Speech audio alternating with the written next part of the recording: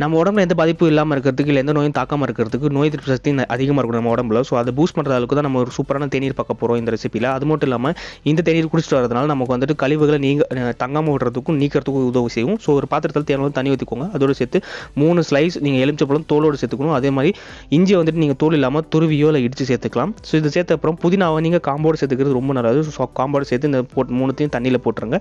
தேனளவு தண்ணி ஊற்றிக்கோங்க, எவ்வளோ பேர் குடிக்கிறீங்க அதுக்கேற்ற மாதிரி. அப்புறம் 1/4 ஸ்பூன் அளவுக்கு மஞ்சள் தூள், ரொம்ப வேண்டாம், ரொம்ப போடக்கூடாது, 1/4 ஸ்பூன் மட்டும் போதும். போட்டுட்டு நல்லா கலக்கி விட்டுருங்க.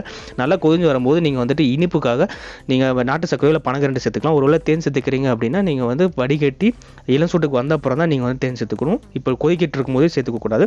எவ்வளோ பேர் குடிக்கிறீங்களோ அதுக்கேற்ற மாதிரி நீங்கள் தண்ணி சேர்த்துக்கலாம். அது மட்டும் இல்லாமல் இது வந்து சூப்பராக இருக்கும் குடிக்கிறதுக்கு அப்படின்லாம் சொல்ல மாட்டேன். ரொம்பவே கொஞ்சம் ஓகேவாக இருக்கும் நாட்டு சர்க்கரை சேர்த்துக்கிறதுனால. இந்த தோப்பு டேஸ்ட் வந்து நம்ம உடம்புக்கு உண்மையாகவே தேவை, அதனால தான்.